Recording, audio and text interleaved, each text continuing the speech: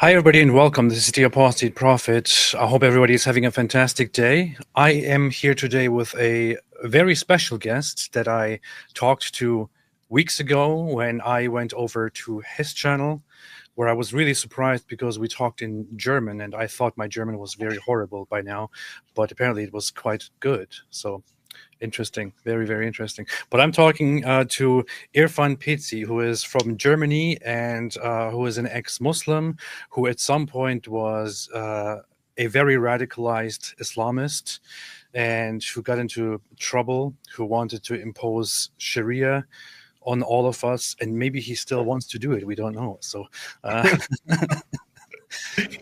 yeah, thank you for invitation. And yeah, your German is quite good, but my English is horrible, and you will see it, you will hear it. And yeah, first I want to apologize. Yeah, my English is really bad, but I hope the people will understand me. And yeah, let's see. I think it's pretty good. It sounds almost as good as my English. I don't think so. So it reminds me of how I used to sound when I was still a beginner in speaking English. I have this German accent, or yeah, you do. Yeah. You do. German Serbian accent. Yeah. Yes. So you're of Serbian background. Yeah, I'm born in Serbia and grow up in Germany. When the civil war started, 91, then my parents flew to Germany. We came as refugees, and then I grew up in Bavaria in South Germany. And yeah, Bairish. Bayerisch, yeah. I wasn't too far away. I grew up in Baden-Württemberg, which is also southwest. So. Yeah, exactly. Yeah. Been to Bavaria a few times. Yeah. Occasionally. It's actually the most beautiful part of Germany, in my opinion, in terms of development and nature and stuff. Yeah, Bavaria, for me, it's the best state to live till today. They have many problems like the rest of Germany, but it's still the best state in Germany, I would say. Yeah. Wonderful. So from Serbia, let's get to that in a minute. So your name is Irfan Peci. When I first heard of you, I saw Irfan. I thought, is this guy Turkish? And then it turned out no, but close. Look, we look like brothers. Yeah, exactly. Two Turkish brothers. Yeah, in South Serbia there is a Muslim minority, and it's from the times of the Ottomans, when the Ottomans conquered the Balkans, and there is this region. The name is Sanjak. That's also, I think, a Turkish word for flag or flag. Yeah, and I'm born there, and there's a Muslim minority there. And if you're there, you don't feel like you're in Serbia. You have the feeling like you're in Turkey. Yeah, you see everywhere mosques, and the people have Turkish names. Yeah, like Mustafa and Mehmet and Irfan, and yeah, it's very, very Turkish. Yeah, still today. Islamic. Still today, very, very, very Islamized. It's more Islamic than Bosnia, for example, because the people know Bosnia is Muslim, and Bosnians, not all. You have Croatians and Serbs in Bosnia, but around 50% of Bosnians are Muslims. But this region in South Serbia is very, very Islamized. One Arab told me he have been there, and he say, I saw more women with hijab and niqab and men with beard than in my Arab country. I think he was from Algeria or something. Yeah, it's very. I've been to Serbia twice. I was in Belgrade and Novi Sad or something like that. Yeah, Novi Sad. Probably nothing like those southern regions. Nothing. It's totally like you're in another country. It's totally different. It's there's nothing to do with Serbia, to be honest. The people speak Serbian and everything with a heavy accent, but they use a lot of Arab words, and yeah, that is the area where I've been born. Yeah. Nice. So it's good to see so much diversity and Islamization and all that. When do you think we can finally bring this Islamization to Germany so that we can have more Germans, so that we can have more Islamic Germany in Germany? We already have it. Yeah, we we already have it. Last week I make a live stream about the prayer call in Cologne. It was on the beginning they say, yeah, we only want to test it, how it works, and now after 2 years, now it will be every Friday. Yeah, they establish it now, and it's a new law, and they can do that. This Turkish big Turkish mosque in Cologne. And yeah, we already have that. Not like in South Serbia, but let's see in 10 years. Isn't it so amazing that for the longest time, for nearly 1,000 years, the Europeans, the European Christians fought against the Islamization attempts, fought against Islamic armies. For 500 years, they fought against the Ottoman Empire, which was brutally trying to infiltrate, trying to invade and take over all of Europe, and trying to raise the banner of Islam over Europe and all that. And Europeans resisted, and it was always this source of pride for Europeans and for Christians to say we stand strong against this. And now, within the last 100 years, they completely just opened up to just, yeah, come in. Yeah, we defended ourselves against you for 1,000 years, but yeah, just come in, establish whatever you want. Put your flags up here, put your call to prayer up here, change us, impose your own rules on us, and so on. It's really, really amazing to me how Europeans have become so. Yeah, the Europeans don't want to defend herself. Yeah, they don't see a reason to defend anything because there is nothing to be proud of. Yeah, they hate himself, and this infiltration is more effective than to attack like with an army, like Vienna and through the history, how the Muslims try to conquer Europe, and you see this method to come as refugees, and that what they are doing, it's more effective than in the past. Yeah, it's sad to see, very sad to see. I remember Germany being, when I was a child and when I was a teenager, Germany being quite different from how it was when I left Germany for 10 years and came back and saw everything again. And so as somebody who lived in Germany, went away for 10 years and then came back, it was quite dramatic and shocking, to be honest, to see how much changed in only 10 years. The entire place that I grew up in, that I lived in, which was like very, very culturally, typically rural German, had turned into a place full of Syrian refugees, for example, where people don't want to go outside anymore, and always talk about something going wrong with the refugees and all that, and women don't feel safe, girls don't feel safe anymore. It's I don't understand. Like, it's considered a difficult thing or a controversial thing to talk about, but I just go there and I see how this impacts the people that I admired and loved so much in the past. And I think, why in the world do you let this happen to yourselves? Yeah, because the people are scared. The people are scared. I mean, there are many reasons, not only this, but this is I would say, one of the main reasons. The people are scared. They don't want any problems. They only want to hide, go to work, go back at home, and yeah, like you say, the country, it's a totally different country. I mean, Germany, like 10 years ago, or I'm now 35. When I remember how it was when I grew up, it's a totally different country, and yeah, it's really, I don't know.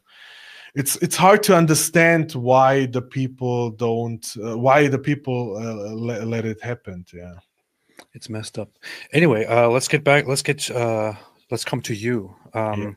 You have quite an interesting background, and you have been very active in actually speaking out against Islamization, speaking out against Islam, and all that. You have made some headlines here and there, and caused some controversy. There was even Elon Musk. Or Donald Trump Jr. tweeted about something that you did. Elon Musk commented on something that you did. You are seen here, for example, in this video. This is where, you are in this video, right? With I'm the guy with the microphone. Yeah. Oh yeah. That was on a rally against political Islam in Berlin. And we make these rallies in the past, and I was in a discussion with a radical Muslim, and he explained how they will conquer us and they want to introduce Sharia law, and this video then went viral, and Donald Trump Jr. shared it, and Elon Musk commented it. It has English subtitle. We can watch the video. Yeah, we'll do that. So here's Elon Musk. Radio Genua says Muslim immigrants in Germany threaten Germans. When we become majority, we will impose Sharia law. These are the same threats from imams in UK. In Europe, we have a huge problem. Elon Musk commented on it as they aren't kidding. So if your stuff reaches Elon Musk and Donald Trump Jr. and others, then you are doing some significant work here. Let's have a look at the video. Actually, it has subtitles, so let's view this. Die sagen, ich will hier keine Scharia in Deutschland. Das ist Schwachsinn.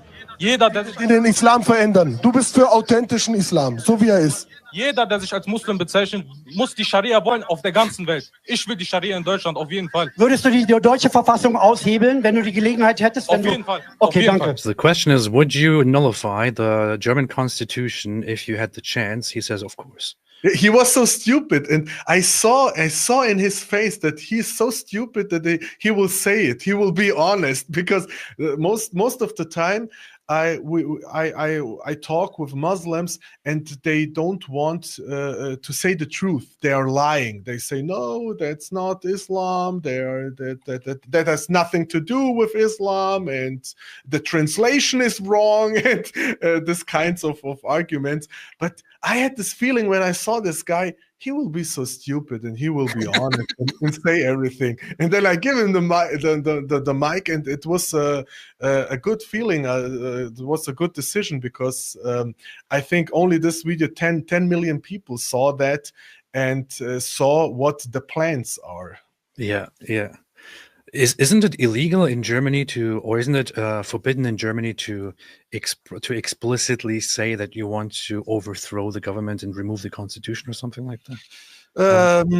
I think so. That it should be illegal if you do that. The question is, if you're right wing, then you can prepare for tomorrow. Then they will knock on your door, special command and police. But if you're a Muslim, I'm not sure. I'm not sure if there will be a prosecutor or something. I really don't know. Well, it's understandable, because Germans, they know better, and they shouldn't do things that are wrong. But Muslims, they just don't know any better, so you can't judge them by the same standard, because they just don't know. Yeah. I mean, if you see what radical Muslim preachers in Germany, what they say. Especially hatred against Jews. Now with this war and nothing happened. And it's really strange. Yeah, things are going really, really messed up. Wie zum Beispiel? Wie könnte man jetzt aus Deutschland einen islamischen Staat machen? Wie zum Beispiel?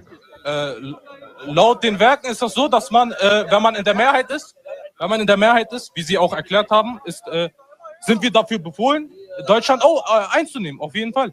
Also es ist das ist eine islamische Pflicht. So, listen to what he just said. If we are in the majority, If we're in the majority, then we are ordered as Muslims to capture Germany, so to take Germany, to occupy, to conquer Germany. That's basically what he's saying here, and he's not wrong. He's not wrong. I have been saying this.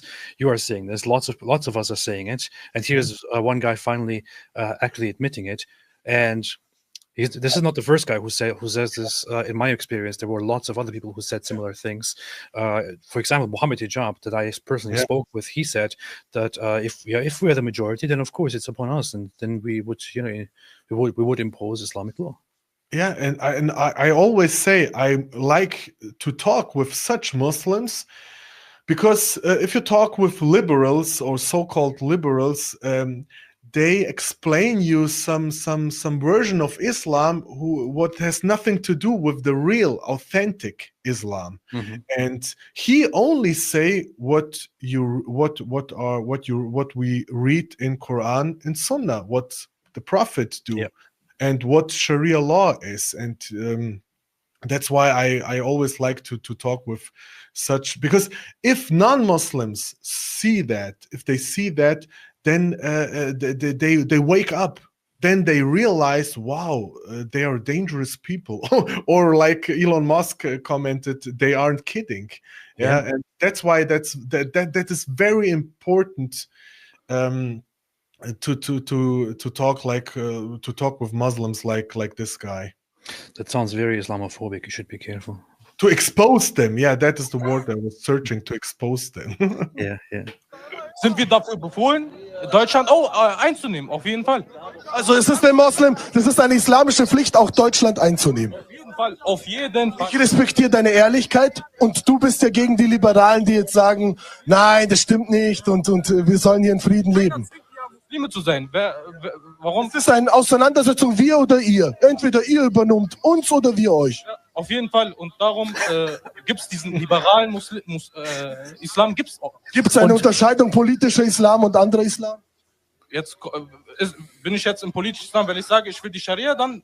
Nein, ich meine, Islam ist doch in alle Lebensbereiche. Kannst du sagen, Islam hat in Politik nichts zu tun? Gar keinen Fall. Das ist Kufr, oder nicht? Natürlich. Ja. Und welche? Ich verstehe die Menschen. Manchmal, man will seine Religion beschützen und dann sagt man Sachen, die nicht stimmen. Ja, das mit dem hat Abstand. Whoa. Listen to what he just said here. I understand the people. He's talking about the Muslims who don't speak the truth about their religion. He says sometimes they want to, you want to protect your religion, and then you say things that aren't true. He's talking about those Muslims, which could be described also as the majority of Muslims when you speak to them about these things.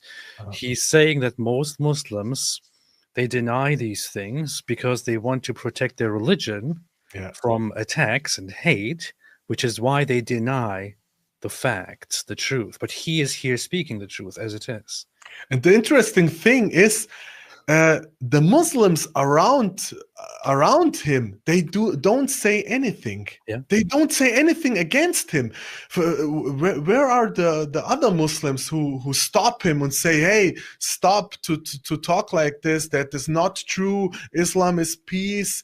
They are all quiet, because if they're honest, they know that he's speaking the truth. They only don't they would not say it publicly, but they support him because they have the same ideas.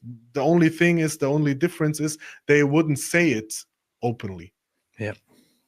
Religion beschützen und dann sagt man Sachen, die nicht stimmen. Ja, das mit dem Hand abschneiden gibt's nicht. Etc.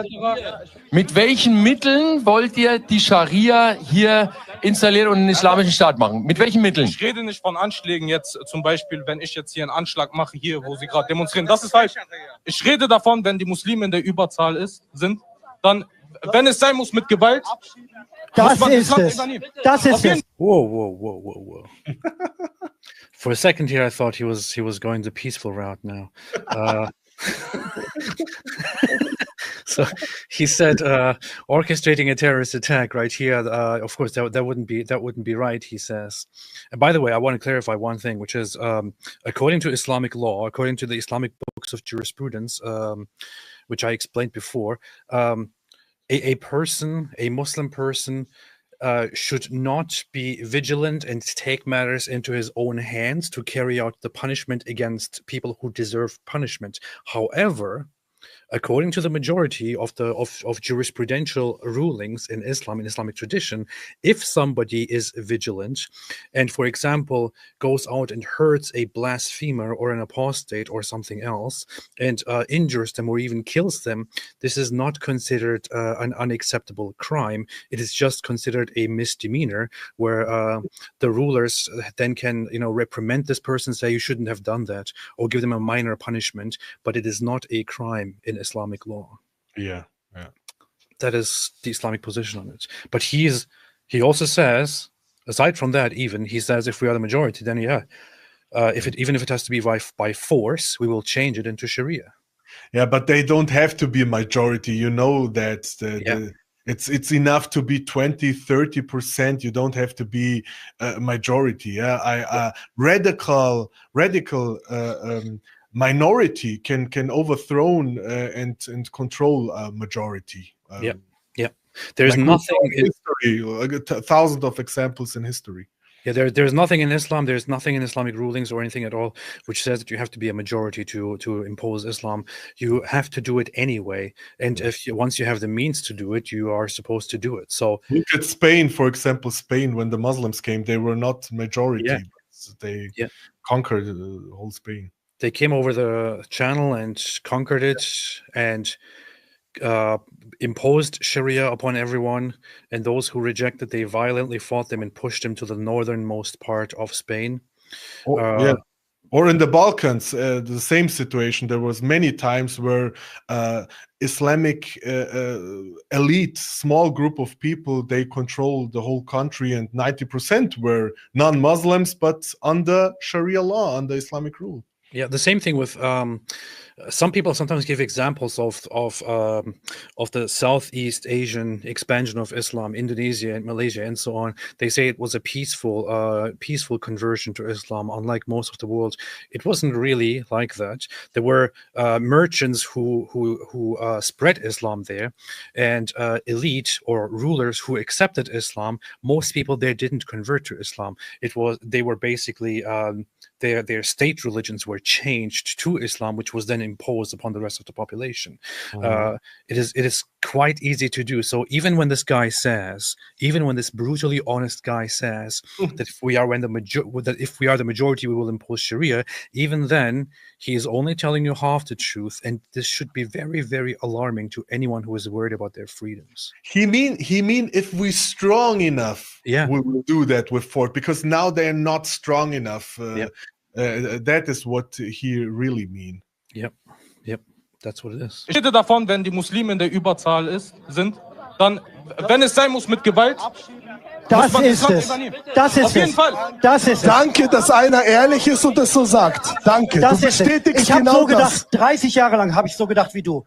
Ich habe immer einer meiner Slogans in den Moscheen. Ich habe Unterricht in Moscheen gegeben. Ich habe 2 Moscheen in Berlin mitgegründet. Ich habe immer gesagt, Deutschland verdient eine satte Islamisierung. Und ich habe immer gesagt, du weißt ganz genau, dass die Scharia bedeutet vieles. Scharia bedeutet die Regelung, wie du betest, wie du fastest, wie du zur Hajj gehst und so weiter und so fort. Die Scharia ist in jeder Moschee lebendig. So, very, very clear. Very, very clear. Islamization right there. And Europeans shouldn't be stupid. Although I think in many cases it almost seems hopeless, because Europeans have become so naive and so blind, because they have this stupid idea that the rest of the world is just like them, and if they just invite everyone and make peace with everyone and just talk to everyone, everyone will just be peaceful and happy and loving. Islam is not like that. Yeah, exactly. Yeah, Islam is not like that. What do you think about this guy here? Wait, sorry. Das ist das Problem. Glauben Sie mir, das ist das Problem, dass wir nicht aufstehen wollen. Takbir! Takbir! Takbir! Deswegen müssen wir bereit sein, vor dem Pharao zu stehen, Brüder. I mean, he's a perfect example for a peacefully Muslim. I don't know what your problem is with him. He's peacefully Muslim. Yeah. One guy write me 2 days ago. He say, I mean, his name is Pierre Vogel. He's a German converted to Islam. And one guy write me 2 days ago. Hey, Pierre Vogel mentioned you today in his TikTok live stream. He want to fight with you. So he was a boxer in his past, in his non-Muslim time. He was a boxer, and but he publicly he asked, or he explained that he wants to fight me. He want to break my nose, and yeah. So yeah, what he said, I found this video like a long time ago, maybe 10 years ago or so, and I always use this for humor, for fun. What he actually says, he's preaching to his Muslim audience there. He says the problem is that we don't want to rise up, and we have to be ready to stand before the Pharaoh. That's what he is saying. So it's an attempt to rile the Muslims up, to stand up, and to be as active as possible, to spread Islam, and to possibly stand before the Pharaoh. Who is the Pharaoh? Yeah, the Pharaoh is the so-called Taghut, every non-Islamic state or ruler or leader, or that is what he means. That's really radical. The funny thing about this video is that in the past, I found this so funny many years ago that I downloaded this on my phone as audio and used this as alarm to wake up to, because he says, and that's the problem, that we don't want to rise up. So I would play this every morning so that it wakes me up. The funny thing is how he say that, takbir. He don't say like in Arabic, takbir. He say takbir, and beer like in English, beer, like beer. Yeah, take beer. Beer, yeah, take a beer, take a beer. Beer, drink up, take beer, Oktoberfest. He's a really fun guy. He's not so important anymore. He don't have so much influence like in the past, like 10 years ago, because he was like this. What is his name in Britain? This Abdurrahman Green. And he was like the Green in Germany, and he was the first Salafi who preaches in German, and but now he's not so important anymore. But yeah, he's funny, and I mention him a lot in my live streams. This is actually a good thing. While it is important to talk about the Islamization attempts and so on, when this guy Pierre Vogel started becoming famous, it was kind of this whole wave and this propaganda and this thought that he is leading the very fast conversion of people to Islam. It didn't really quite turn out that way. People didn't start converting to Islam in masses. People still don't convert to Islam in masses. They just rely on immigration and intimidation attempts. That's it. Yeah, and they always say, well, look at how many people converted to Islam, and where are these people? Where are these people at that time when he starts 20 years ago?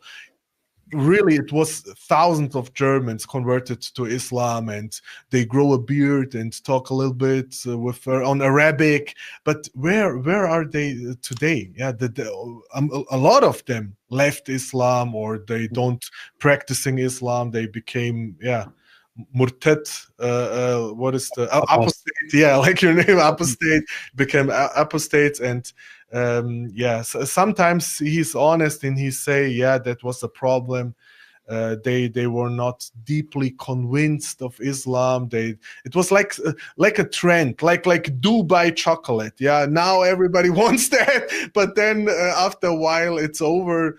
And yeah, I just want to play one more clip of his before we get to finally exploring your backstory, because I just think that this is a very, very, very funny one.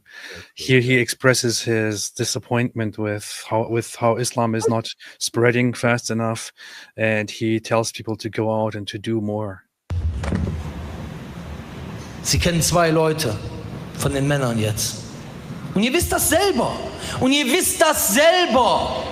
Aber derjenige, der ein Vorstand von der Moschee ist, der jeden Tag zur Moschee geht, der hat es nur mit diesen paar Leuten zu tun von seiner Gemeinde, und deswegen kapiert er das nicht.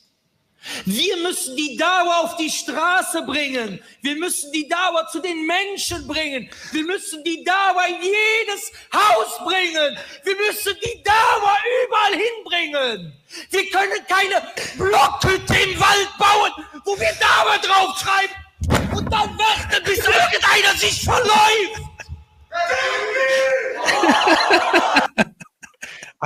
I think you're a little bit jealous that you in the States that you don't have such hate creatures like we in Germany. Well, at least we in America we don't have enough Islamists, which is why we need to have more of them. We should invite more of them over here. But even in Britain or in France, I don't see nowhere such funny guys like we have in Germany. But we still have Mohammed Hijab in the UK, so yeah, but Hijab, he's stupid, but he's not so funny. I mean, I don't know, man. How about you? Compare it. What counts, man? This man has real problems. I have plenty of sounds of Mohammed Hijab on my soundboard here. I think it's quite funny. You're finished already. Look at me. Look at me. You know you're done. So it sounds like the same like this psychopath. Yeah. It's always the Islamic attitude. That's what happens. Yeah, that are the Islamic demons in them. That's why they are very similar. Yeah. Let's get back to you, Irfan. So you are from Serbia, from a Muslim background, and you found yourself in Germany. I do want to talk about the whole Serbia thing later on, but first off, let's get back to your background. So you were raised as a Muslim, right? Yeah, raised, but my parents are very liberal. I don't get Islamic education or something. The only Islamic rules were don't eat pork in school, and we have other holidays than the other people, and that's it. That was the only difference. So how did you become? How did you get from that to becoming very radical? Yeah. I grew up in Bavaria, and I saw in one live stream you told that you when you grow up in Germany that you have been in a Catholic kindergarten, and it was the same. I was grew up in Bavaria, very Catholic, and I was in a Catholic kindergarten, and I was a normal child, nothing special, I would say. And then with 14, 15 years, it starts in my puberty. I start to ask myself, basically questions. What is purpose of life? Who created us? What happened after death? That were this basically question I ask myself. And I don't. I ask some teachers and people around me, but I don't get satisfactory answer on these questions. And then we go every year on vacation to Serbia. And at this time we go to Serbia and vacation. And I had a cousin. He was a radical Muslim. He was one of the Salafi leader there in South Serbia, and he saw this empty in me. He saw that I'm a little bit a young, disoriented young guy, and was searching for something. And then he started to talk with me like, are you aware that you're Muslim? Do you know what that means? And to be honest, I was typically like a typically German Western child. I don't know anything about that. I only know, to be a Muslim means not to eat pork and not to celebrate Christmas, and that's it. And he saw that in me, that I'm searching for something. And then he took me to mosque.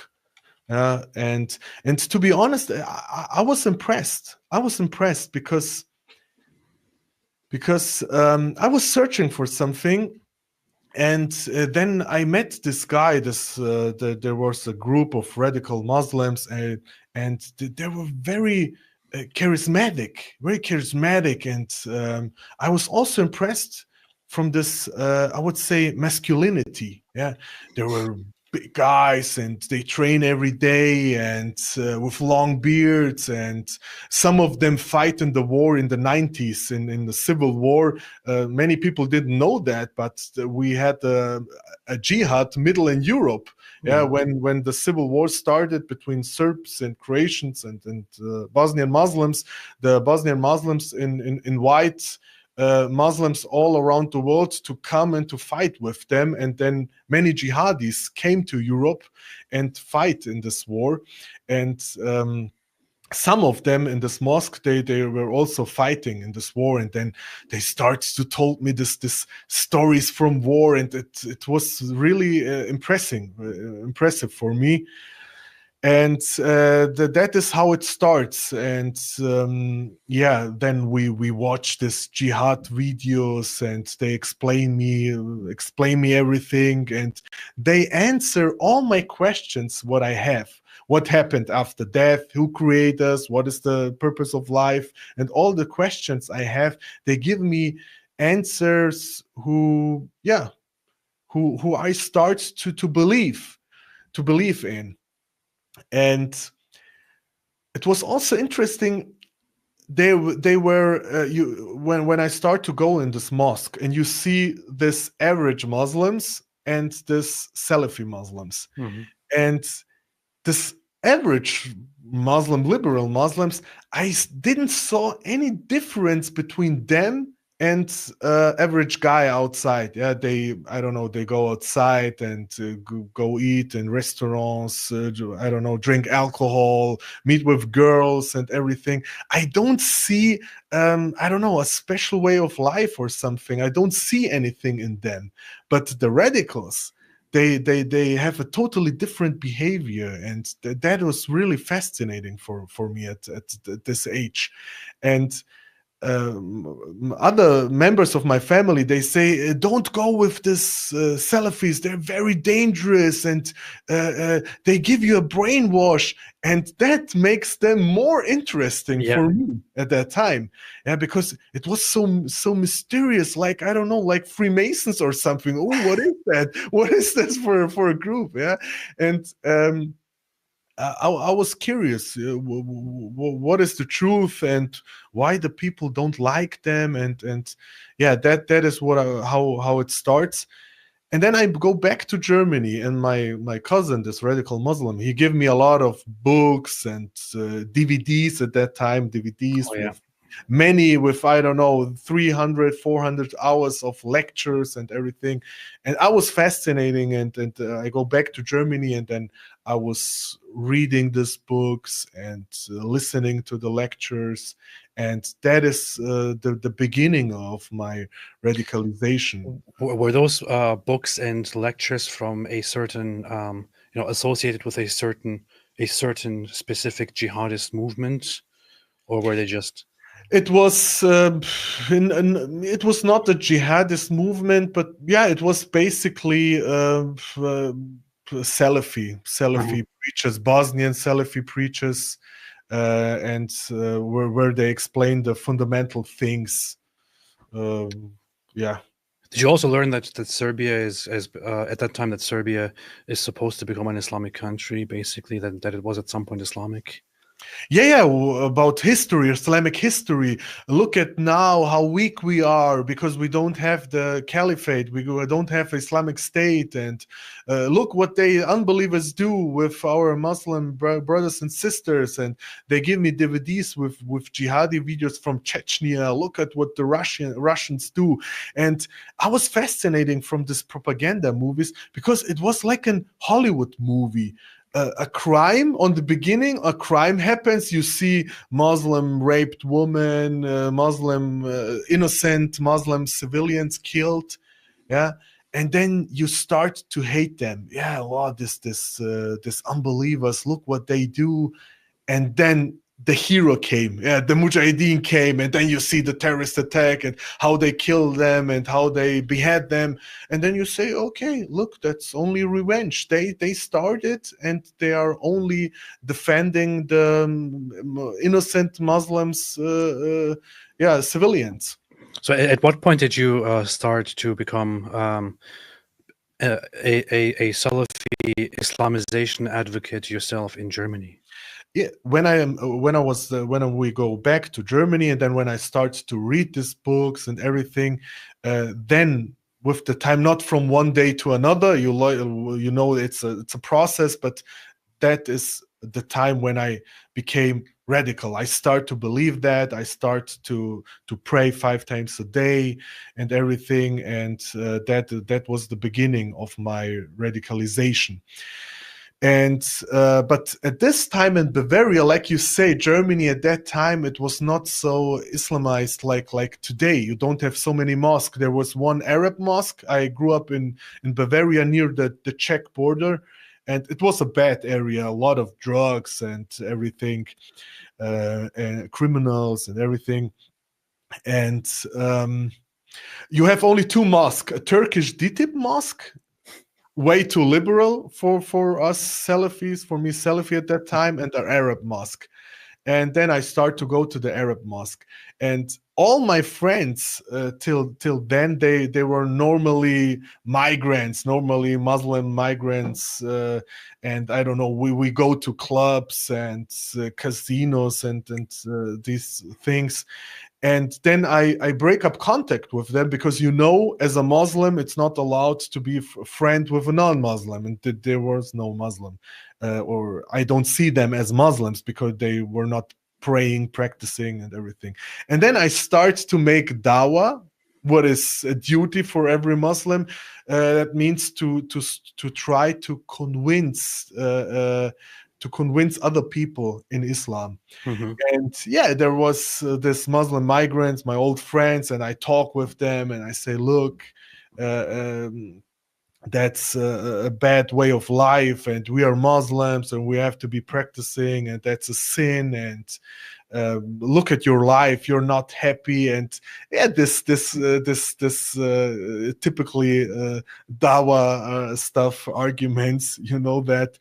And yeah, some of them follow me, some of them try, or some of them were radicalized through me, and others say, no, that's nothing for me. And yeah, it sounds strange, and I don't need that.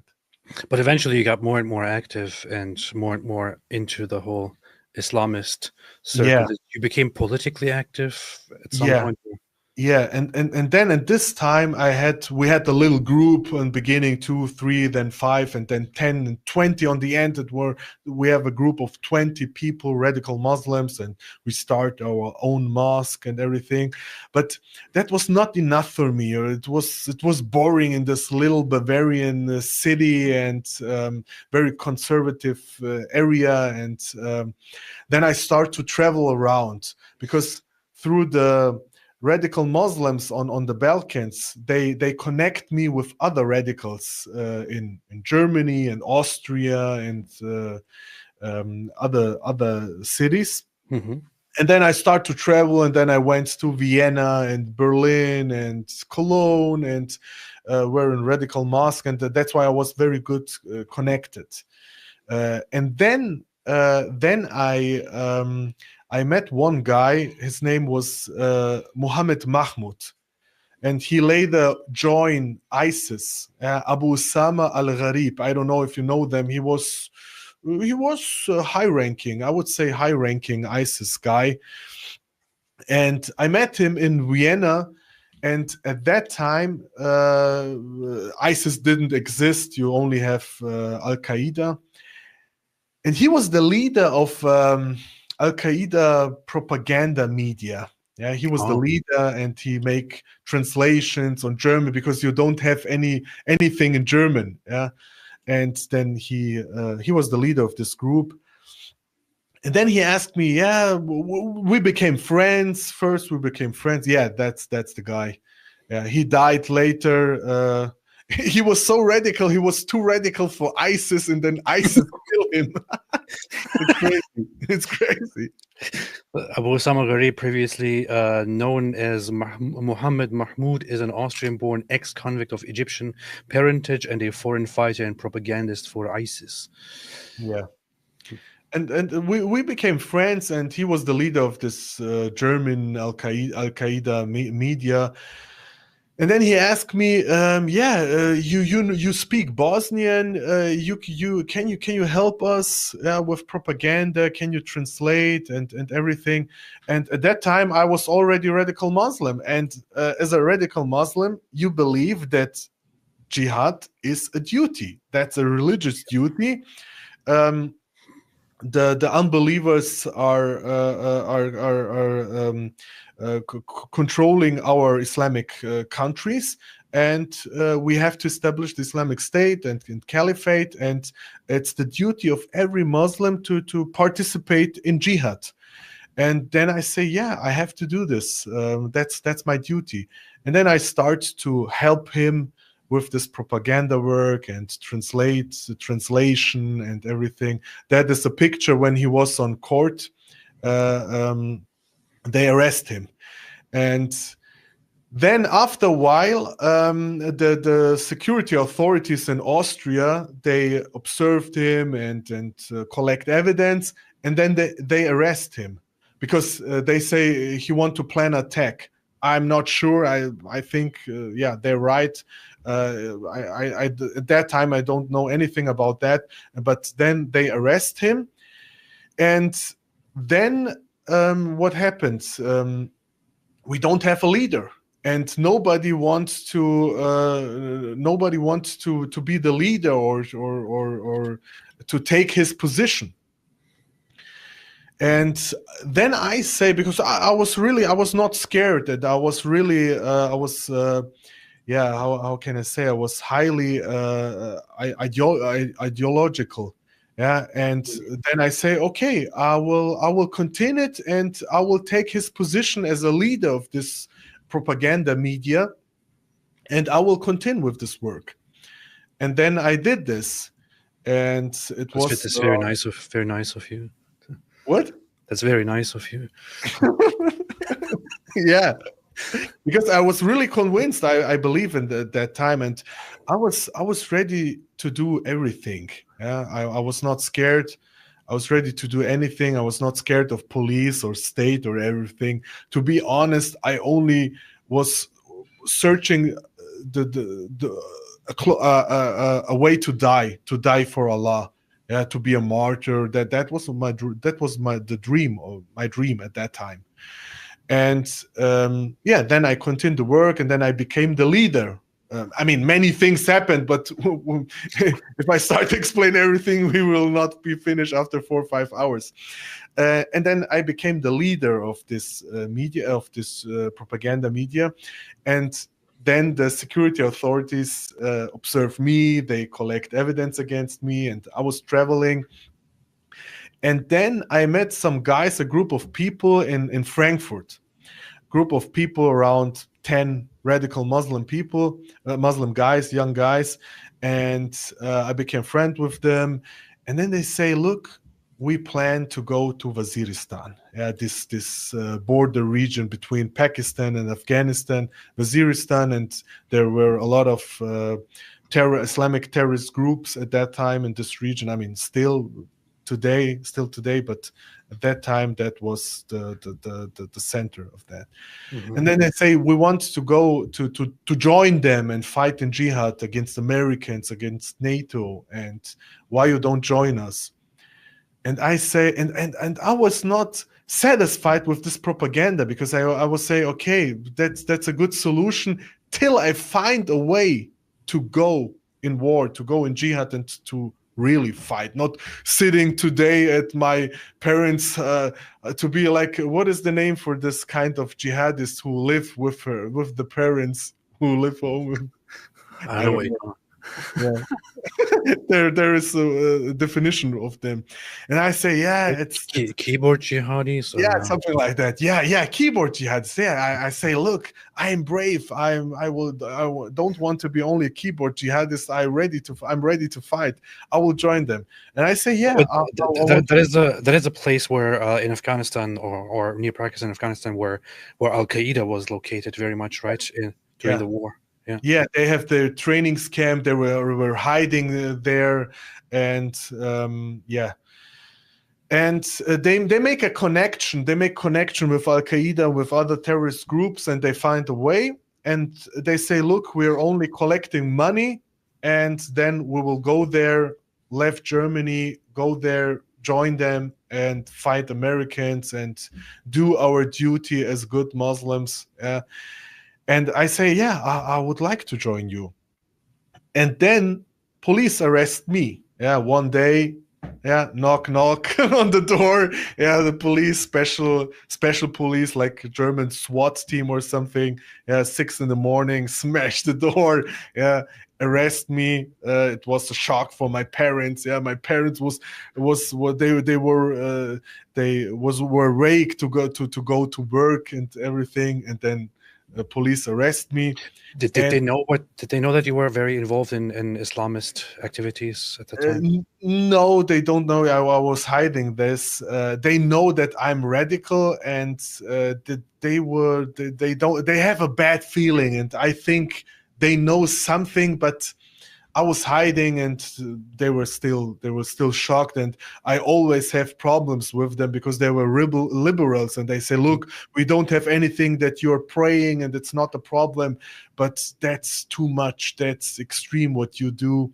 And that was one of the reasons why I travel so much, because I don't want to be at home with my father, and every day we are fighting and arguing and everything. And that's why I was always traveling a lot, not to be home. So you got arrested for was that basically, were you basically set up to incriminate yourself, to say that you want to join the terrorists? Yeah, I was arrested because of support of terrorist organization. Police arrest me. They say, "Look, we have enough evidence.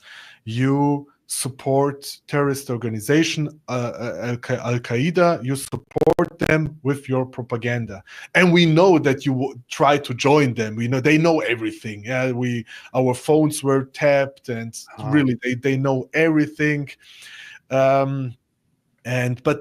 But they didn't arrest the other members of the group because they were not involved in any criminal activity, because it's hard to arrest somebody because he wants to join them. You have to prove that he wants to join them. It's not enough that he say on phone, "Yeah, I want to join them."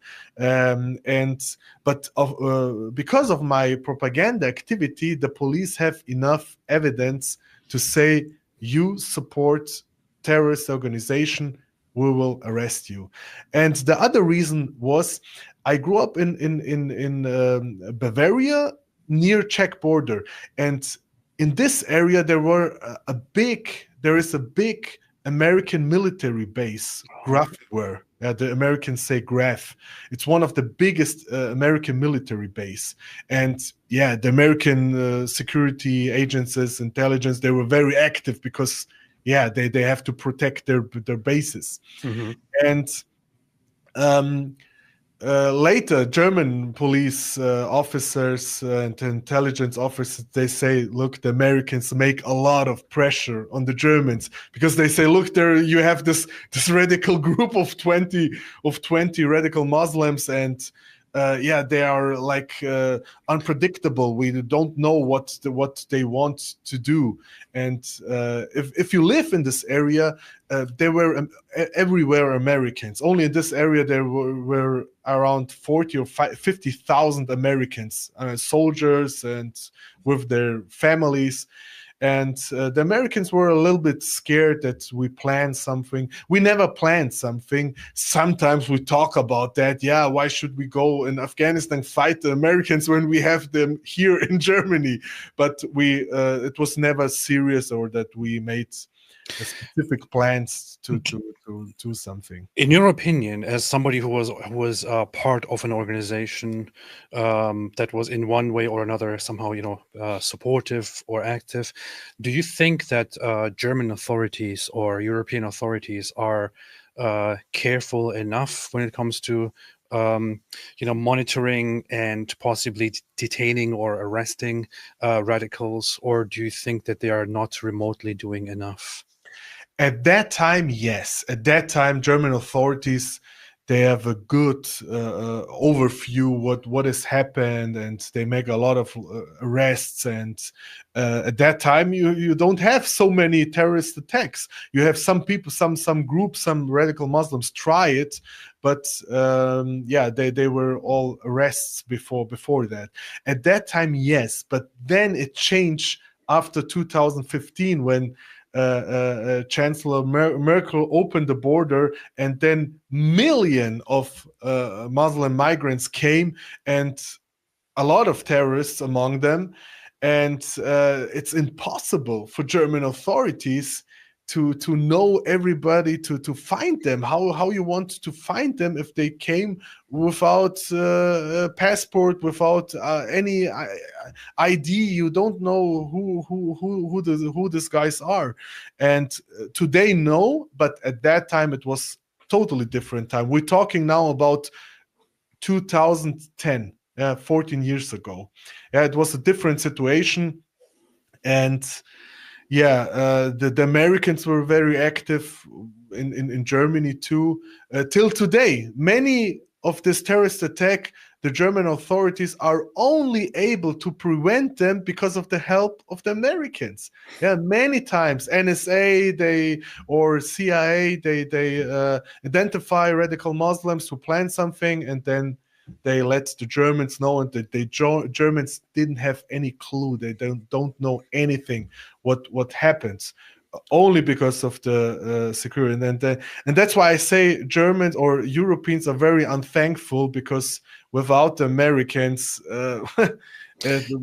we have, I don't know, we had every 2 weeks we had a terrorist attack. This is so funny to me, because so often, especially among Germans, Europeans, and so on, among others, I heard this whole thing. Oh, America is spying on people, NSA scandal, and so on. And the same people complain about disorder and terrorism and so on. And I'm thinking to myself exactly what you just said. We have to how say, do you think? How do you think they find the terrorist activities and plannings? We have to say, thank you, America. Spy on us, please spy on us, because we are not able to defend ourselves. That's, I mean, as a German patriot, I say, I want Germany that we are able to be without any help of Americans or anybody else, to be able to protect our country and to protect our people. But that's not the reality. We have no chance without the help of the Americans, and we can be very, very thankful to the Americans that they protect us, because, like I say, we would have every week a terrorist attack without American help. And that was the situation at that time. And then I was in jail. I was in jail in a high security prison in South Germany. How long did you stay in prison? I stay in prison 1 year. I was isolated, completely isolated, because they say, you're a dangerous terrorist. Einzelhaft? Einzelhaft, isolation. I was in an isolation cell. And most of the time I was 24 hours alone. It was forbidden to me to talk with somebody else, or when I take a walk there in prison, I was alone, or taking shower alone. That was good. That is good in jail if you're alone, if you're allowed to shower alone. But it was not easy, and I was totally isolated, and it was a very hard time. I was 19 years old in a high security prison for 1 year, and it was very hard. When the police, special police, the SWAT team, they bring me to prison, and there were so many of them, and all the prison guards, they came off the prison and say, what is this? Who are bringing? How dangerous is this guy? Why are so many police there? And then they say, I remember when they give me, bring me to prison, they say, that's a friend of Bin Laden. And the guards were a little bit not scared, but they uneasy, I guess. And normal, they threaten me. Okay, you will see.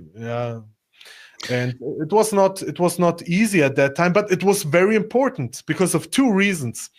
At that time, I left Islam. Yeah, at that time I left Islam, and the group while in your cell. While I'm in jail, yeah, I left Islam. I will explain why and how this happened. At that time, the group I was planning to join with them to go to Afghanistan, to Waziristan, and fight Americans and to die in jihad. They were successful, and they were leaving Germany, and they joined Al-Qaeda in Waziristan. And later, all of them except one guy were killed through American drone attacks. Nice. Saved my life. Yeah, the rest saved my life. Thanks God. Would you have joined them and gone to Afghanistan had you not been arrested? Sure. I was 100% sure I will join them. I was not kidding. I was serious, and I would join them. And if I would join them, then I would be killed from a CIA drone attack. So by arresting you, Germany basically saved your life. Thank you for the rest. It was the best day in my life, and it saved my life. At that time, I don't understand that. It was the hardest time in my life.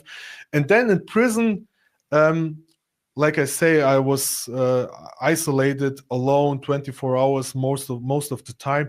And then I start to think and to critical, I start to be self-critical. Yeah.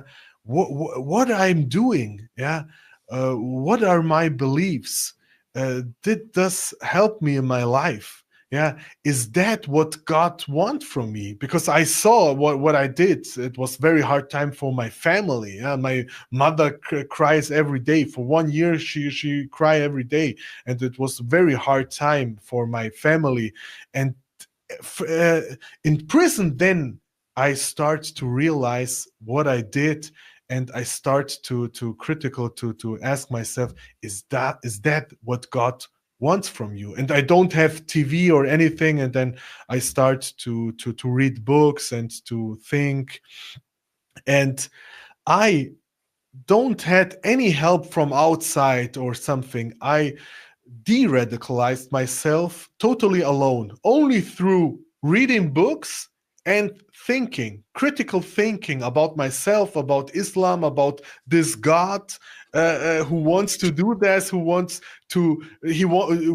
from me to kill other people, why he want that and everything. And then I was convinced, and then I was sure Islam, it's impossible that Islam is from God. Yeah, I still believed in God, but I was sure that Islam is not the religion. It's not a religion from God.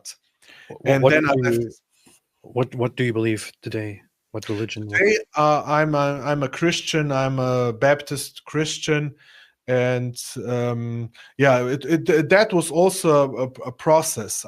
First I left Islam. I still believe in God, but I was not a Christian automatically. I had some problems with Christianity, and then through the years, it was a process till I was sure, until I believed that Jesus Christ is God, is the Son of God, and till I accept Jesus as my Savior. I'm happy to hear that. A few questions about your time in prison. I'm very curious about some aspects of it, about the psychological aspects, but I want to ask more about things that are more interesting to other people, honestly, which are, in your opinion, first off, what year was this when you were in prison? It was 2010. 2010. Wow. That's very funny. That was the year that I became heavily Islamic. Wow. Crazy. That's very funny.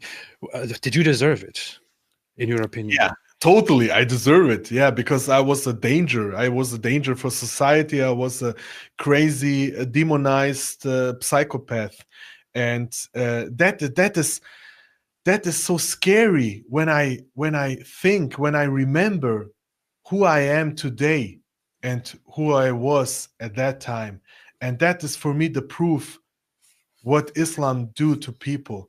And I know guys, I wouldn't say that they were bad or they were psychopath. For myself, I have a good family.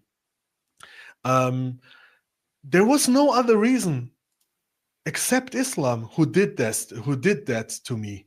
Yeah. Mm-hmm. I don't have any problems or mental problems, or I don't know. My parents are not divorced. Everything was normal.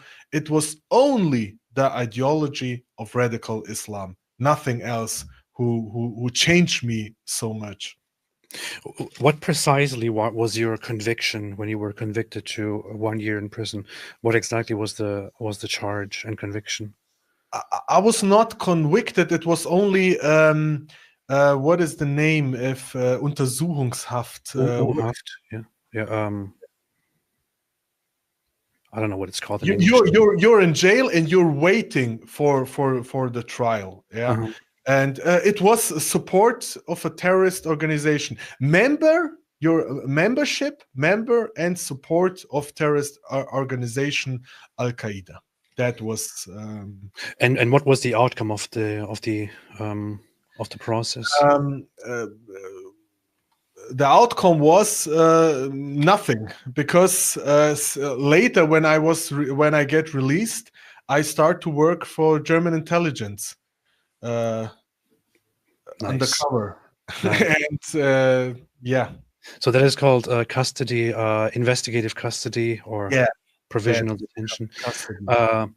And you can be till 2 years in custody, and they release me after 1 year, because in jail, then after 6 months, I was 6 months fighting with me, and then after 6 months, I was sure I left Islam, and then I say to my lawyer, look, if they let me free, I'm not a danger anymore. I left Islam. I don't want nothing to do with that. I'm done with it. I'm finished with it, and I want to start a new life. When I get free, I will start a new life. And he said that to the prosecutors and the police officers and everything. And then they sent German domestic intelligence to me in prison, and then they interrogate me. They ask me questions because they want to see, to make sure you are serious. If I'm serious or not. Because a lot of radical guys, when they are in prison, they say, "Yeah, I'm not radical anymore to be released." But I was really serious. I was honest. I was serious, and And then how did you convince them? How did you convince them that you're genuine? I don't try to convince them. They ask me questions, why, and everything, and I explain everything. I explain what happened to me and what my really honest feelings are, and that's it. So you didn't say, "Bring me a Quran and I will piss on it," or something like that? No, nothing like that. And I'm not sure if I'm at that time ready for this. I was an ex-Muslim, but it needs time for such actions. Exactly. Have you heard of the guy Nikita something in Russia? Yeah. He was put in prison for burning a Quran, and he was sentenced to 3.5 years for burning a Quran. In prison, he was sent to Chechnya under the Islamist rule, where the son or brother, whoever of the Chechen leader Kadyrov beat him up on camera. They even published it, and they got away with it. And now they had some bogus charges about how he allegedly committed treason by sending videos to Ukraine, and they sentenced him to 14 more years in prison. Today. I'm surprised. I was thinking that Putin is our Christian savior and he will save us. How that can happen? Yeah, I know the story of this Russian guy. It's really sad. And we have a similar case. One friend of me, his name is Shlomo. He's also an influencer, and he's in prison. And he also do the same thing. He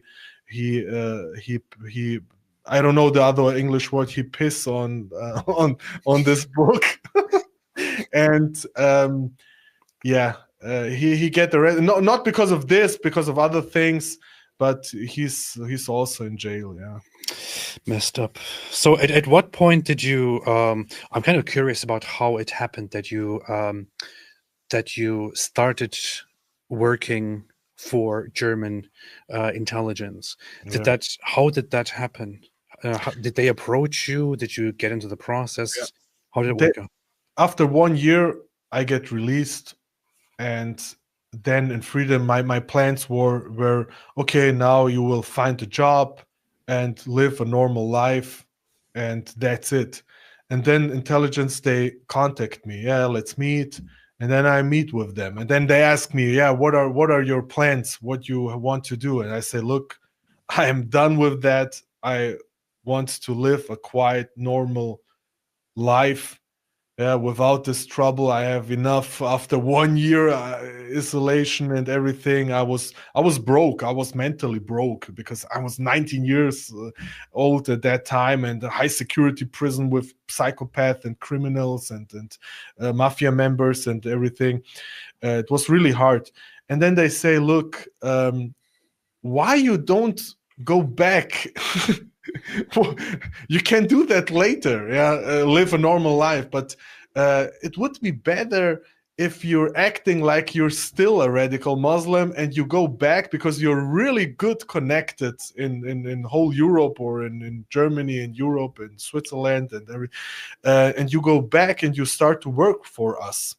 You would help us, and I think a lot about that. Should I do that or not? And I didn't do that because of the money or anything, because I get 2,000 till 3,000 euro. That was nothing, and I risk my life every day. It was such a dangerous job. Yeah, that's it. That's all they gave you. That's all they gave me. Yeah, that's all they gave me, and. Yeah, I think a lot about that, and I do that because I was sure that I have to do this. I have the feeling I have to do this. I did a lot of damage, and to be honest, I feel ashamed because I said, Germany give us everything, and look what I did as a radical Muslim. How stupid a person can be. Yeah, why I did that. This country is so good to us, and the people are so nice and friendly and everything, and nothing bad happened to me. And then I became radicalized, and then I start to hate these people, and I did a lot of damage to them. And then I say, I was convinced that is the right decision. Yeah, the right thing to do. The right thing to do, and it was like an reparation or something. Yeah, and then I say, okay, I'm ready. After a couple of days, I say, okay, I'm ready. I will do that. And then they say, look, go to Berlin, because in Berlin we know you have many good contacts, but in Berlin the Islamists, the radical Muslims in Berlin, this group, they are the most dangerous of all, and go back to them, and they give me like a legend story why I'm here and everything. Yeah, like in these movies, they give me identity and everything, and then I go to Berlin. And I was then acting like I'm still a radical Muslim, and then I was among them and collecting information, and we were very, very successful. Yeah, for example, one guy say, I want to join Al Qaeda, I want to join them, I want to fight them, and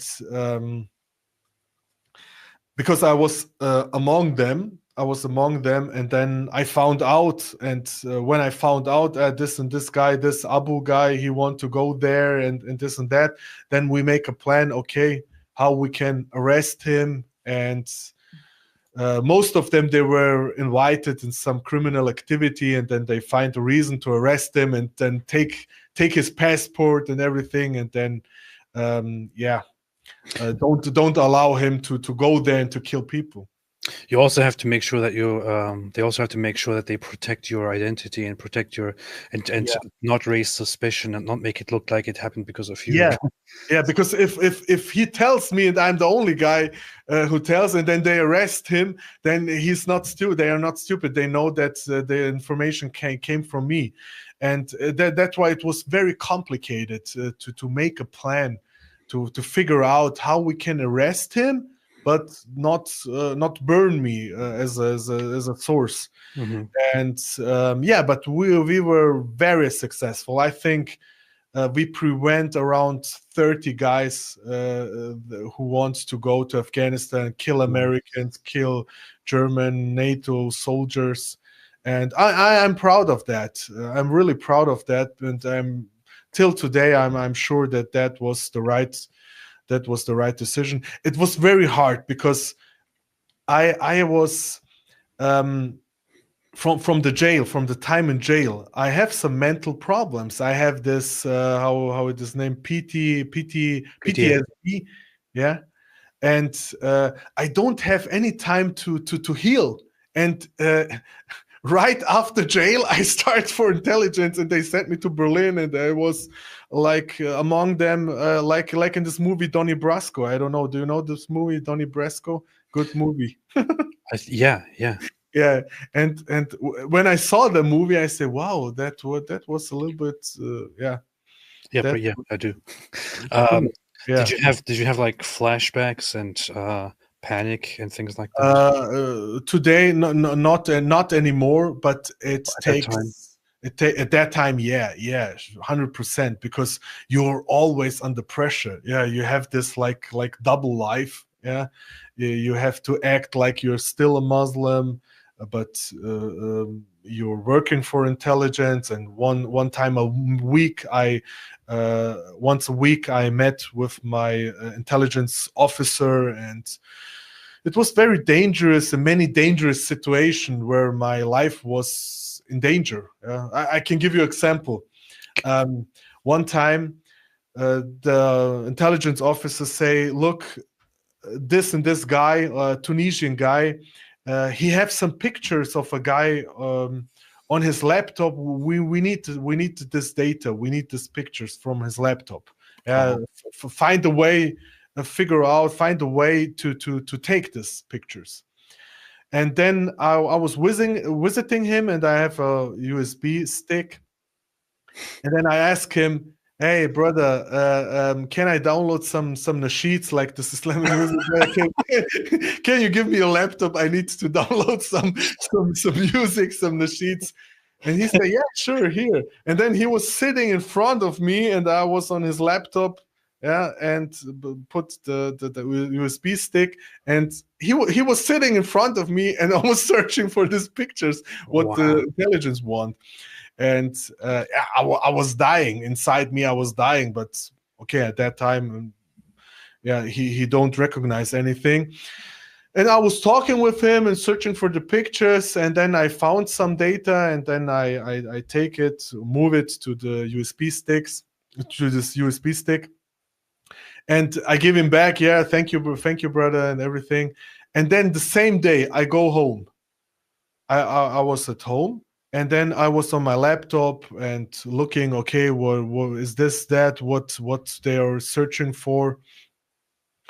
And then some people are on my door, knocking on my door. I hear the bell, and some people are on my door. And then I open the door, and this Tunisian guy with 3 other guys, they are on my door. Want to visit me this day.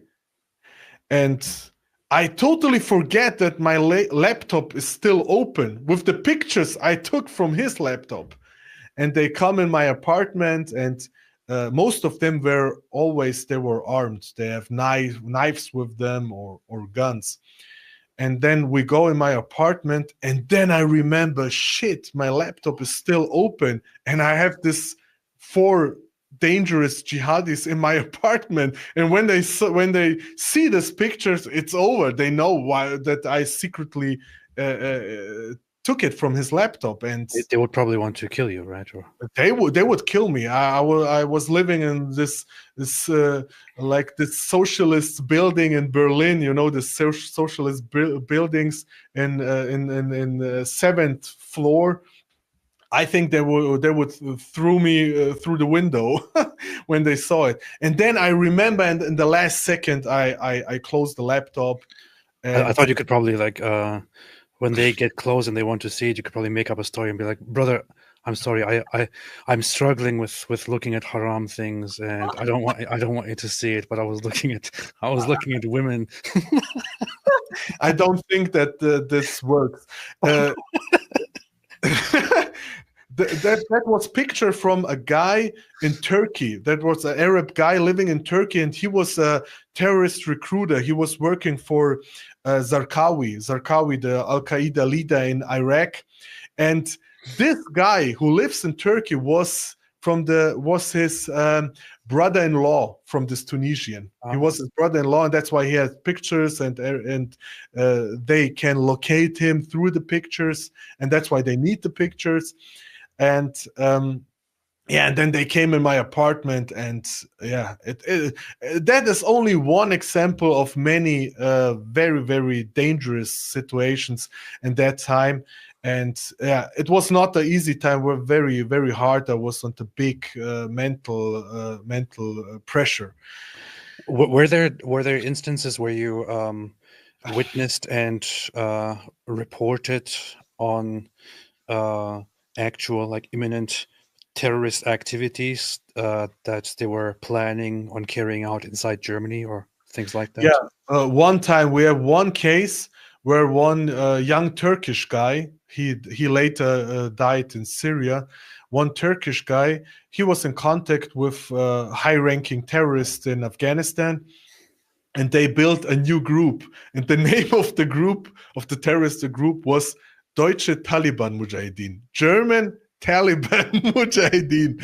Yeah, because a lot of people from Germany, they joined them, but the problem was the language, the Afghans, and then the jihadis from Germany, they say, okay, let's found a new terrorist group only for us from Germany and Austria.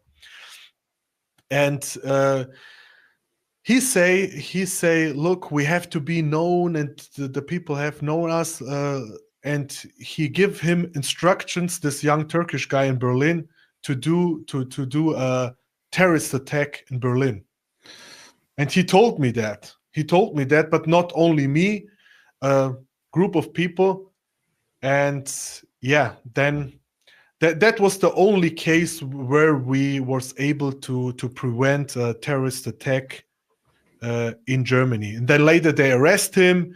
He was sentenced to jail, I think 4 or 5 years only. And then after he was released, he joined a terrorist group in Syria, fought in jihad in Syria, and then later, I don't know exactly when, after 1 or 2 years, then he died in a battle or airstrike. Do you feel sorry for him? Yeah, a lot. No, I don't feel any. and one of the targets at that time was, do you know the rapper Desodog? The what? He's a rapper. Oh yeah, Desodog. Yes. He joined. He became radical. Yeah, he was one of the targets. At that time, he was living in Berlin, and I was working for intelligence. And they say, this Dennis Kuspert is his name.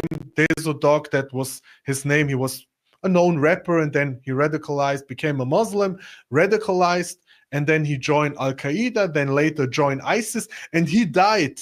He died with Abu Sama al-Gharib, with this other psychopath. They died together for ISIS. Yeah, that is he. Yeah. Alhamdulillah. I didn't know that he died. I remember hearing about how he's He's a Muslim, and he has been radicalized and wants Sharia and so on. I remember that. I haven't heard of this guy in a long time. Wow. There was one funny situation with him, with this Dennis Kuspert. We were in a park, and we train a little bit. Yeah, we train a little bit, and then one guy, one of these jihadists, he took me and he threw me, and I fell on the ground, and I was hurt. My what is the name? Ausgekugelt. How can I explain them? My shoulder was dislocated. Dislocated, yeah, that's the word. Yeah, my shoulder was dislocated, and then Dennis Kuspert, Desodog, he took me. He took me then to a hospital. Really? Yeah. You had the great pleasure. Back. He took me on his back to the hospital. It was a crazy time, yeah. This is so bizarre because when you search for him, jihad is a lot of fun. Desodog, a German rapper turned Islamic State pitchman, said now he's reportedly dead from U.S. airstrike. Jihad is a lot of fun. That's a very funny way to put it, man. Yeah, there is some articles on English about him, because there were some story. FBI agents fell in love with him. She had to spy on him, and then she fell in love with him, and then she wanted to join him or every. You have to Google it. Google Desodog FBI. Desodog FBI. The very crazy story. Desodog. Oh my God, yeah. Yeah. ISIS she married him. Yeah. What the hell? It was crazy, yeah. Rogue FBI employee married. What the hell's wrong with people? FBI translator who went rogue and married an ISIS terrorist. That is funny. Yeah, that is the story, yeah. And this guys, Abu Sam al-Gharib and Desodog, later when my role was exposed as an undercover agent, they threatened me. They say they threaten me on Twitter at that time on Twitter, and they call every brother in Germany. You have to kill this apostate. You have to kill this traitor. But yeah. How did you get exposed? Yeah, I get exposed because we were very successful. And then, because of this, of so much information, there was a lot of lawsuits. Yeah, many people get arrested, and then the prosecutor, he was scared. He want me as a witness. Because he say if your role as an undercover agent, if that stay unknown, that would be a danger for my trials, for my lawsuits, and I want you as a witness. Yeah, I want you as a witness, and I don't want that, because I say, look, the intelligence agency, they always promise me we will never expose you. We know how dangerous it will be, and they will threaten you till the rest of your life if they know that you work for us. But yeah, this justice system, they were stronger than the intelligence agency, and then they say, look, we have to expose you, and I don't have any other choice. And I say, okay, then I will be a witness. And to be honest, I had a burnout after more than 1 year. I have a burnout. I was done. I don't have any energy. I have mental problems and physical problems. And then I say, okay, okay, I will do that. I will. And then I had to go in a witness protection program, because when they exposed my role, they know they were searching for me and try to kill me. And then they exposed me, and I was a witness on, I don't know, 10 times or more on court. And then I go in a witness protection program, get a new identity and everything. And yes, try to start a new life. Nice, nice. So I have to slowly wrap up, but I want to ask you one more thing quickly, because political environment right now is very complicated. A lot of change is happening around the world. A lot of change is happening in Europe, and so on. In Germany, for the longest time now, the so-called Christian Democratic Party Union was in charge, and under their watch, a lot of the mass immigration and refugee crisis took place. The Social Democrats and others have taken over and taken a hold and really made a mess. However, in the background, there is another party that only was founded 10 years ago and has been massively on the rise, which is the AfD, the Alternative für Deutschland, the alternative for Germany. And looking at the charts, they seem to be rising very, very fast in popularity. More and more Germans who are sick of not being listened to seem to turn towards the AfD and vote for them. And it looks like they could, in a near future, become the leading political party in Germany. What do you think about that? Do you think that the AfD can provide, can change things and can lead the country in the right direction? Do you think they can handle these threats of Islamism, Islamization, the weaknesses, and so on in a better way? Yeah, 100%. The problem is all other all other parties, they are infiltrated.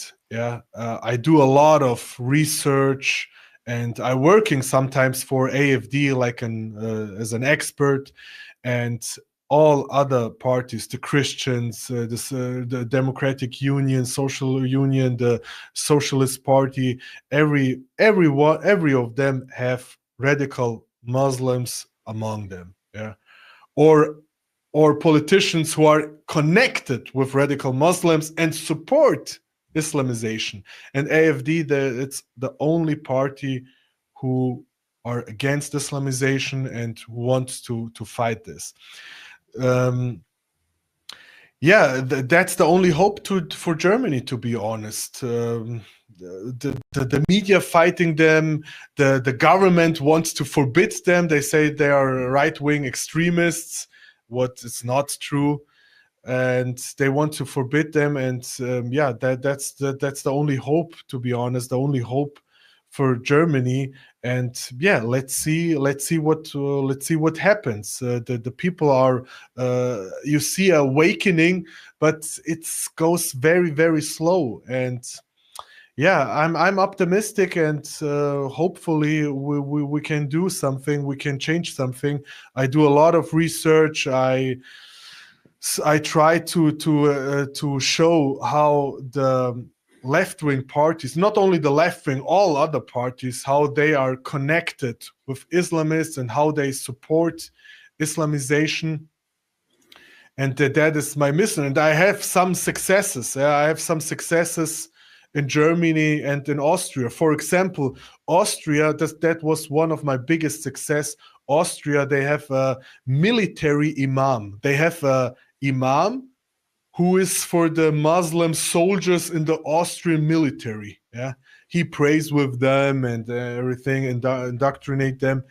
And I expose him as a radical. Yeah, I showed that he was a radical. He was a jihadi.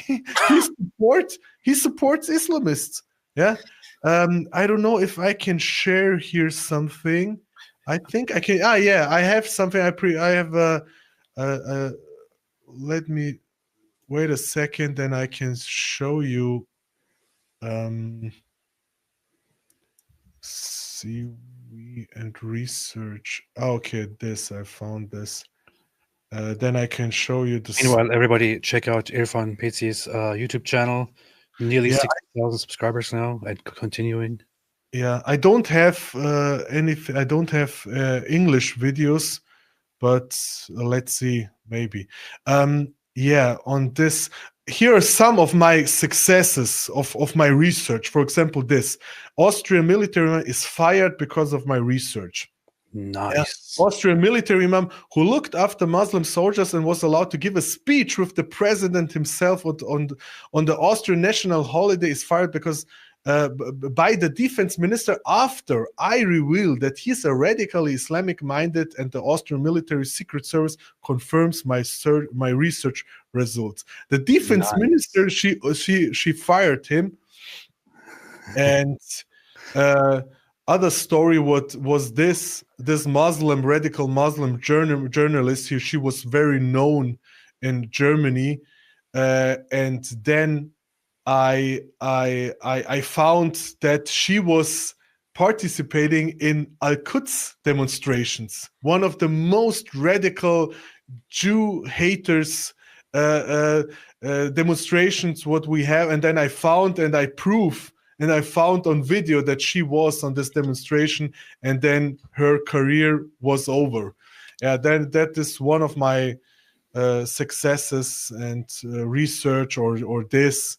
Dieter, boss of big mosque, he resigned after I revealed that they have radical preachers in their mosque. Or this research about a mosque in Vienna, I translated. There was a terrorist attack in Vienna. A radical Albanian Muslim, he killed some people there, in middle of Vienna, and he went to a mosque, and then I showed that in this mosque. Hatred of infidels, anti-Semitism, glorification of jihad, all of that preached in a mosque in the middle of Vienna. Nice. And that are some of my That's very good, man. That's very good.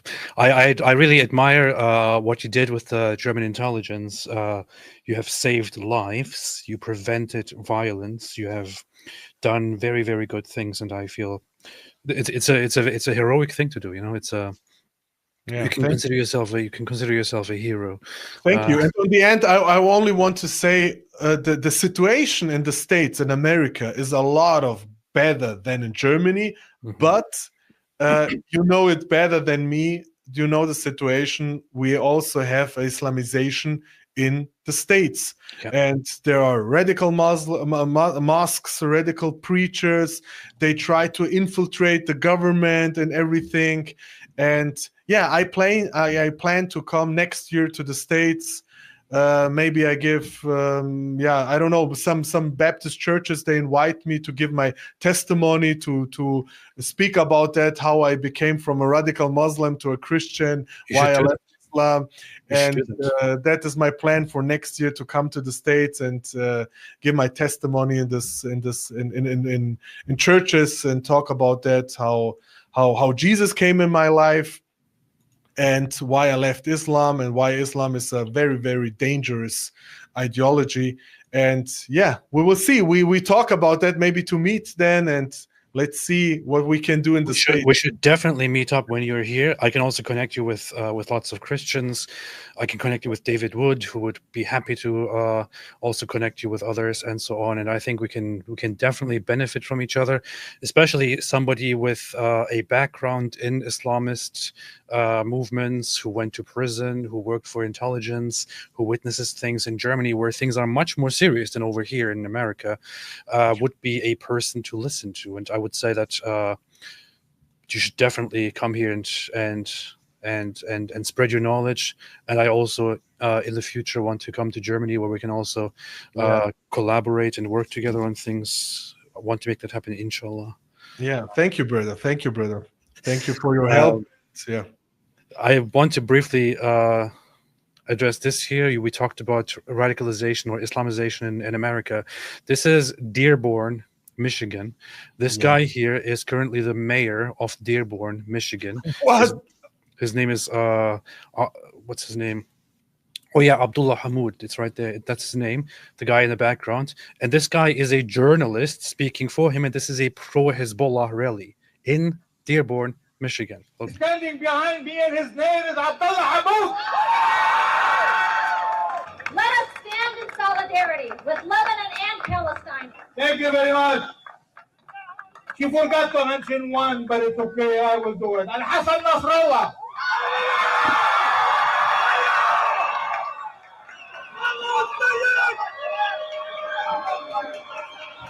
Look how the crowds are cheering. They're happy about it.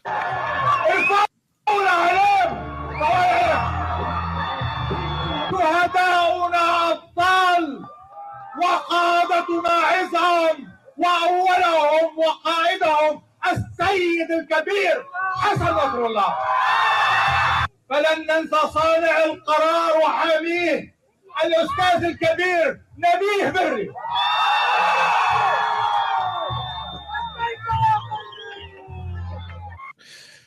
فتحية إلى المقاومة من ديربورن ميشيغان.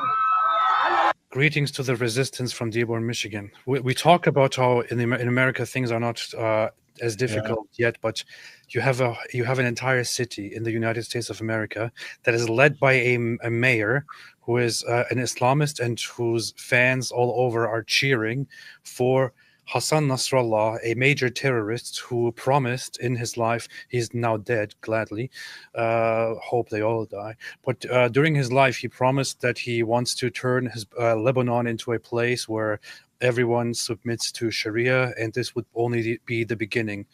From there it would spread. The same agenda that Hamas has. Yeah. I mean, Michigan it's known for the radical Muslims there. Even I know that, and yeah, it's sad for me to watch this. It's sad because in my eyes, America was always like a stronghold, of patriotism and I don't know. I ask myself where we can go if Europe falls, where we can go when the Islamization happened in America or spreading in America or gets stronger.